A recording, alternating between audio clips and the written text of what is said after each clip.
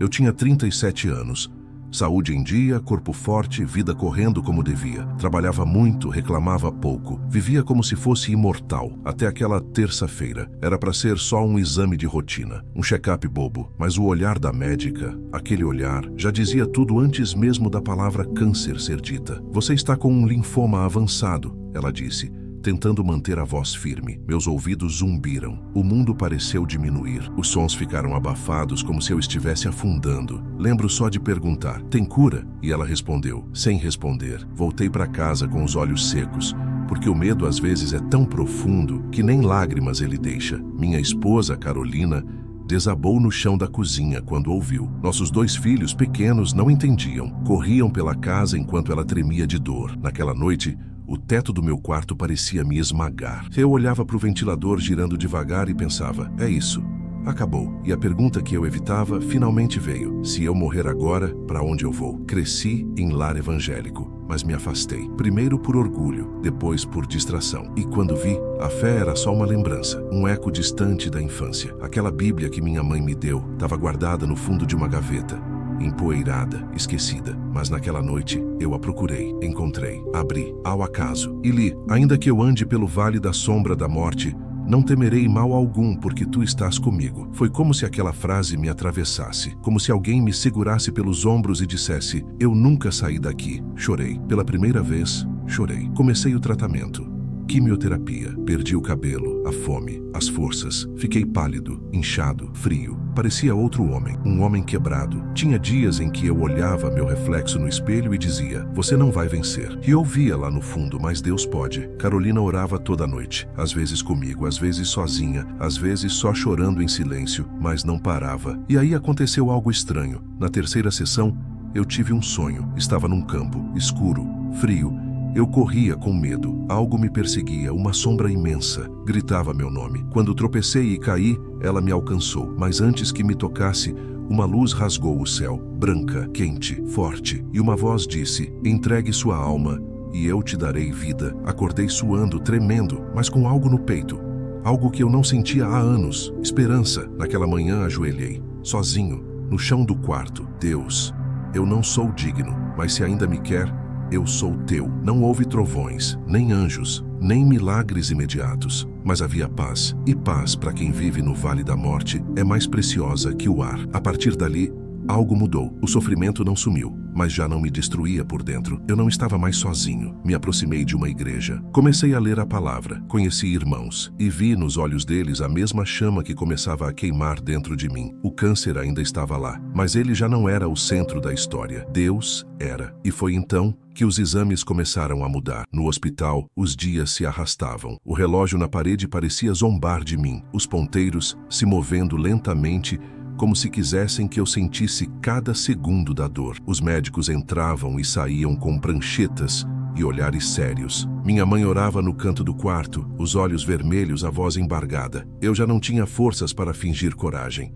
Cada refeição era uma batalha, cada exame uma sentença. Um dia, um médico se aproximou, puxou uma cadeira e sentou ao meu lado. Ele respirou fundo e disse, a gente vai tentar mais um protocolo, mas, sinceramente, prepare seu coração. Prepare meu coração. Como é que se prepara o coração para morrer? Naquela noite eu chorei, não como um adulto tentando ser forte, mas como uma criança perdida no escuro. Olhei para o teto branco do hospital e murmurei, Deus, se o Senhor ainda me vê, por favor, me tira daqui, ou me leva de vez. Foi nesse momento que senti algo, não uma cura instantânea, não uma voz do céu, não luzes piscando, nada disso, mas uma paz silenciosa, como se por um instante o caos lá fora tivesse sido suspenso, como se o mundo inteiro tivesse parado para ouvir meu sussurro. No dia seguinte, um voluntário da capelania hospitalar bateu à porta. Um senhor simples, camisa social azul clara, Bíblia na mão. Posso orar por você? Eu assenti com a cabeça. Ele se aproximou, colocou a mão no meu ombro e orou. Não pediu cura, não gritou, apenas falou com Deus como quem conversa com um velho amigo. Senhor, aqui está teu filho. Ele está cansado, machucado, mas o Senhor não o abandonou. Renova as forças dele. Mostra que ainda há propósito. Quando ele terminou, sorriu e me entregou um pequeno livrinho, Salmos para Dias Difíceis. Li aquilo como quem lê um mapa perdido no deserto. Mesmo que eu ande pelo vale da sombra da morte, não temerei mal algum, porque tu estás comigo. Eu li aquele versículo tantas vezes que ele grudou na minha alma. Nos dias seguintes, algo começou a mudar. Não era visível nos exames. Não era algo que os médicos entendiam, mas dentro de mim, algo renascia. Vontade de viver, vontade de lutar e fé. Uma fé que eu não sabia que ainda existia. Pedi uma Bíblia à minha mãe. Ela chorou quando me entregou uma. Disse, eu orei tantos anos por esse momento. Passei a ler todos os dias. Às vezes, lia chorando. Outras, só abraçava o livro e dormia com ele no peito. A quimioterapia continuava, dura, dolorida, exaustiva. Mas agora eu orava antes de cada sessão. Pedia forças, pedia presença, pedia propósito. E algo em mim começou a se curar antes mesmo que o corpo respondesse. Minha alma. Lembro de uma madrugada em que acordei com dor e náusea. O corpo todo doía. A boca estava cheia de feridas. Eu quis gritar, quis desistir. Mas fechei os olhos e comecei a repetir. O Senhor é meu pastor. Nada me faltará. E de repente, vi meu pai parado na porta. Ele chorava. Filho, eu também quero isso. Essa paz que você encontrou. Ali, naquele quarto frio de hospital, meu pai entregou a vida a Cristo. Ele se ajoelhou ao lado da cama. Oramos juntos. Pela primeira vez, ele me chamou de meu filho, com a voz cheia de amor. Foi naquele instante que eu entendi. O milagre já tinha começado. Talvez ainda não no corpo, mas no coração da minha família. Dias depois, os exames mostraram uma leve melhora. Os médicos ficaram surpresos. Não era esperado, mas parece que o corpo dele está reagindo. Minha mãe caiu de joelhos na sala de espera. Obrigada, Senhor, obrigada. Mas ainda não era o fim. Ainda viriam cirurgias, ainda viriam internações, ainda viriam dias de desespero. Mas agora, eu não estava sozinho. A fé me acompanhava como uma luz no túnel. E eu sabia que enquanto minha alma estivesse em Cristo, eu nunca mais estaria perdido. Os médicos não sabiam explicar. É incomum, diziam. Sua resposta ao tratamento está além do esperado. Eu ouvia, sorria, mas por dentro eu sabia, não era o tratamento, era Deus. Mas a história ainda estava longe do fim. O linfoma recuava, mas não sem lutar. Em certos dias, a dor era tão intensa que meu corpo se contorcia sozinho. E nessas horas, a única coisa que eu conseguia fazer era repetir: Senhor, esteja comigo. Minha esposa, Carolina, se tornou meu anjo, me carregava no colo, às vezes literalmente. Fazia orações ao pé da cama, colocava louvores bem baixinhos quando eu dormia. Ela acreditava quando nem eu conseguia. Mas houve um dia em que eu desisti. Era uma madrugada, chovia, o quarto estava escuro. Eu sentia como se meus ossos estivessem sendo esmagados por dentro. Febre, náusea, a respiração curta, minha pele parecia de papel. Me arrastei até o banheiro e lá, de joelhos no azulejo frio, eu disse: Senhor, me leva, eu não aguento mais. Foi a primeira vez que pedi pela morte. Silêncio. Nada aconteceu. Mas quando voltei cambaleando para a cama, encontrei Carolina acordada. Ela me olhou com os olhos marejados e disse: Deus me acordou para orar por você. Não se entrega. Naquele momento, eu entendi. O inimigo não queria meu corpo. Ele queria minha alma, minha fé, meu espírito, e era isso que eu não podia ceder. Lembrei do que li na palavra dias antes: resistam ao diabo e ele fugirá de vocês. E resisti. Comecei a jejuar, a orar como nunca, mesmo fraco, mesmo doente. Lia os salmos em voz alta, tremendo, como se cada palavra fosse espada contra o inimigo. E aos poucos, meu espírito começou a se fortalecer mais do que meu corpo. Meus filhos passaram a orar comigo. 2 crianças pequenas com as mãozinhas juntas dizendo: Jesus cura o papai. Você já viu fé pura? Aquela que não questiona, que não pede explicações. Ela mora nos olhos de uma criança e Deus ouve os pequenos. Na 4ª sessão de químio, a enfermeira disse: seu sangue está reagindo melhor que o previsto. Seus níveis estão subindo. Eu sorri, não pelos dados, mas porque Deus havia me dado fôlego de novo. Mas o teste final ainda viria. Uma semana depois, comecei a sentir dores estranhas nas costas. Achei que fosse normal, mas piorou. Fui levado ao hospital. Emergência.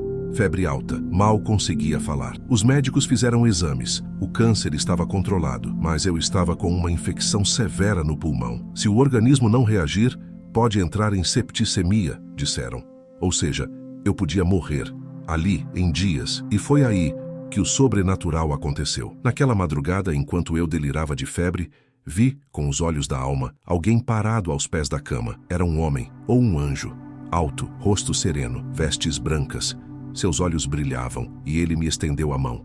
Mas não me tocou. Apenas disse: não temas. Ele ouviu tua oração. Acordei, ainda com febre, mas algo dentro de mim estava firme como rocha. No dia seguinte, Os exames mostraram melhora. Os médicos se entreolhavam, confusos. Eu só dizia, foi ele. As melhoras foram rápidas demais para a medicina, mas lentas demais para o meu coração ansioso. Eu já não era o mesmo. Antes, eu queria me curar para viver. Agora, eu queria viver para glorificar. Toda vez que eu respirava sem dor, eu agradecia. Cada alimento que eu conseguia manter no estômago, cada vez que levantava da cama sozinho, era como um milagre pessoal. A vida se tornou sagrada. Comecei a entender que o câncer não era o castigo, era o chamado. Deus me permitiu passar pelo vale, para que eu soubesse como é ser carregado por Ele. E eu queria contar isso para o mundo. Comecei a gravar pequenos vídeos, mesmo deitado. Compartilhava como estava me sentindo, o que Deus falava comigo. Chorava, orava ao vivo, e algo inacreditável começou a acontecer. Pessoas, estranhos, começaram a mandar mensagens. Gente que eu nunca tinha visto. Diziam, Deus falou comigo através da sua dor. Assisti seu vídeo e fui liberto do medo. Nunca acreditei em milagres até agora. E ali eu entendi. A dor que me esmagava, ele estava libertando outras pessoas. E quando você entende que sua cicatriz é uma chave para libertar alguém, você para de se esconder. Você expõe, você fala, você mostra, porque não é mais sobre você, é sobre o que Deus está fazendo através de você. Mas ainda assim, o inimigo tentou me calar. Numa madrugada silenciosa, após uma noite aparentemente tranquila, acordei com uma pressão no peito, forte, como se algo invisível quisesse me sufocar. Não era físico, era espiritual. Lembrei do versículo, ainda que eu ande pelo vale da sombra da morte, não temerei mal algum, porque tu estás comigo. E mesmo sem conseguir respirar direito, comecei a falar o nome que o inferno odeia. Jesus, Jesus, Jesus. E naquela hora, a pressão sumiu. O quarto ficou leve, como se uma janela se abrisse no céu. Comecei a chorar como uma criança. Foi ali que percebi. Não era só um câncer que eu estava vencendo. Era um chamado que eu estava respondendo. Algumas semanas depois, fui fazer novos exames. O oncologista me olhou sério. Demorou para falar. Parecia que havia algo errado. Eu já ia preparar meu coração para a notícia, mas ele levantou os olhos e disse, não tem mais nada, nenhum rastro, nenhuma célula. Seu corpo está limpo. Silêncio. Ele esperava uma reação, mas eu só consegui olhar para o teto. Fechei os olhos e sussurrei, obrigado, Jesus. E ali, no consultório, tive certeza. Eu não fui apenas curado, eu fui renascido. Mas como todo renascimento, vem uma nova missão. Depois da notícia, eu não comemorei como todo mundo esperava. Não gritei, não pulei, não fui correndo contar para ninguém. Eu apenas fiquei ali, sentado, com os olhos cheios d'água, sentindo um silêncio diferente. Um silêncio que não era ausência de som, era a presença de Deus. Porque quando você caminha com Cristo pelo vale da sombra da morte, você descobre que a verdadeira vitória não é sair vivo, é sair transformado. E eu saí, transformado. Mas algo em mim dizia, ainda não acabou. Sim, o câncer tinha ido embora, mas o que ele deixou em mim não poderia morrer. Era uma voz,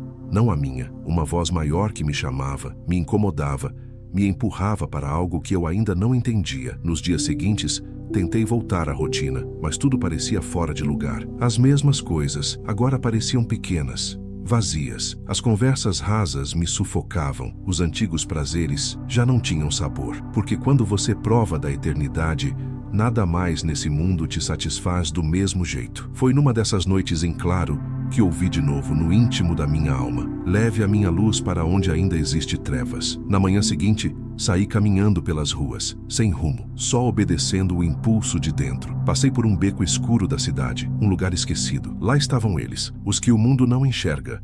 Moradores de rua, jovens viciados, olhares perdidos. E ali, eu entendi, era ali o meu novo hospital. Ali estavam os doentes da alma. Ali estavam os que também lutavam para viver, mas sem diagnóstico, sem laudo, sem esperança. Sentei ao lado de um deles. O nome dele era Júnior. Tinha 23 anos. Morava nas ruas desde os 14. Ofereci comida. Ele recusou. Mas quando comecei a contar minha história, ele chorou. E quando falei de Jesus, ele me interrompeu. Você também teve vontade de morrer todo dia? Minha garganta travou. Balancei a cabeça e, sem pensar, abracei aquele estranho. Ali, naquela calçada suja, entre o cheiro de lixo e urina, eu senti algo que nunca havia sentido nem dentro de uma igreja, a presença real de Cristo. Porque Cristo está onde há dor, Cristo está onde ninguém quer ir, Cristo está onde você obedece sem querer nada em troca. Voltei ali outras vezes. Levei cobertores, alimentos, mas principalmente palavras. E cada vez que falava não era eu, era Ele. Aquele que me curou, agora me usava para curar outros. O câncer saiu do meu corpo, mas me curou por dentro. Curou meu orgulho, curou minha pressa, curou meu vazio, curou minha incredulidade, curou meu coração, para que ele pudesse arder por almas. E é por isso que hoje eu te falo com tanta convicção. Deus ainda faz milagres, mas o maior milagre é quando ele muda o rumo de uma alma. E se você chegou até aqui, não foi por acaso. Talvez você esteja carregando dores que ninguém vê. Talvez a sua alma esteja doente e você nem saiba. Mas hoje, nesse exato momento, há um Deus que está tocando no seu espírito. Você sente esse calor, essa pressão no peito, esse arrepio. É Ele te chamando. Aceite, entregue, renda, dobre os joelhos e diga: Jesus, eu não quero mais viver sem o Senhor, porque não há cura maior. Não há vitória mais gloriosa do que ter Cristo habitando dentro de você. E se essa história tocou seu coração de alguma forma, se você sentiu algo diferente enquanto ouvia, então se inscreva neste canal agora. Não apenas para ver vídeos, mas para continuar esse chamado. Vamos espalhar juntos histórias que curam, que salvam, que glorificam o nome de Jesus. Deus ainda escreve histórias, e talvez a próxima seja a sua. Foi depois de meses que comecei a perceber. A dor que eu passei, a doença, o hospital, o medo da morte, nada daquilo foi o fim. Era só o começo, porque a verdadeira missão não começa quando tudo está bem. Ela começa quando você já perdeu tudo. E mesmo assim, ainda escolhe continuar. Eu achava que Deus me curaria para eu viver em paz, mas Ele me curou para me fazer lutar, porque no reino dele, curados viram soldados, e soldados não vivem em descanso, vivem em campo de batalha. Comecei a visitar as pessoas em hospitais, orfanatos, asilos, cada lugar com seu tipo de dor, cada olhar com sua história não contada. Eu já não era o mesmo homem. Já não procurava sentido nas coisas. Agora eu levava sentido às pessoas. Teve uma noite que fui convidado para falar num culto em uma comunidade esquecida. Era longe, a rua era de barro, a igreja pequena, o teto vazava, mas a fé ali era tão grande que parecia tocar o céu. Quando comecei a falar, minha voz falhou. Não por nervoso, mas porque eu senti ele estava ali, perto demais. O povo chorava, alguns gritavam, outros se ajoelhavam no chão de cimento frio, como se o próprio chão fosse altar. E eu entendi, o Espírito Santo não escolhe templo de mármore, ele escolhe corações quebrantados. Naquela noite, uma senhora se aproximou depois do culto, o rosto enrugado, os olhos molhados. Ela pegou na minha mão com força e disse: "Meu filho morreu de câncer, mas hoje, ouvindo você, eu consegui perdoar Deus." Meu coração quase parou. Eu não sabia o que responder. Só chorei com ela. Naquele momento eu entendi outra verdade profunda. Às vezes, o milagre não é a cura, é o consolo, é o recomeço, é o abraço que diz: ainda estou aqui. Comecei a escrever tudo o que vivia, as dores, as conversões, os testemunhos, e o que era só diário virou palavras que alcançavam outras vidas, palavras com cicatrizes, palavras que não vinham da cabeça, vinham do espírito. E quanto mais eu escrevia, mais vidas se conectavam. Recebia mensagens de gente de todos os lugares. Eu ia tirar minha vida, mas parei ao ouvir seu testemunho. Estava afastado de Deus há anos. Hoje ajoelhei e voltei. Minha filha estava internada. Ouvimos você juntos e oramos como nunca. E foi aí que entendi. Não sou eu. Nunca foi. É Ele. Sempre foi. Jesus me salvou, para que com minha história, outros também sejam salvos. E se você me escuta agora, saiba que Deus também pode usar a sua dor. Nada é desperdiçado no reino.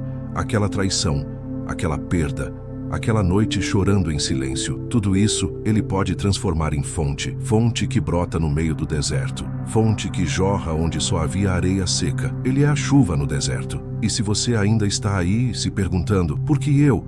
Por que comigo? A resposta é simples: porque Deus só permite a luta quando Ele já escreveu a vitória. E a sua está mais perto do que imagina. Mas precisa confiar, não com a boca, com a vida, com as escolhas, com o coração quebrado, com os olhos fechados e os joelhos dobrados.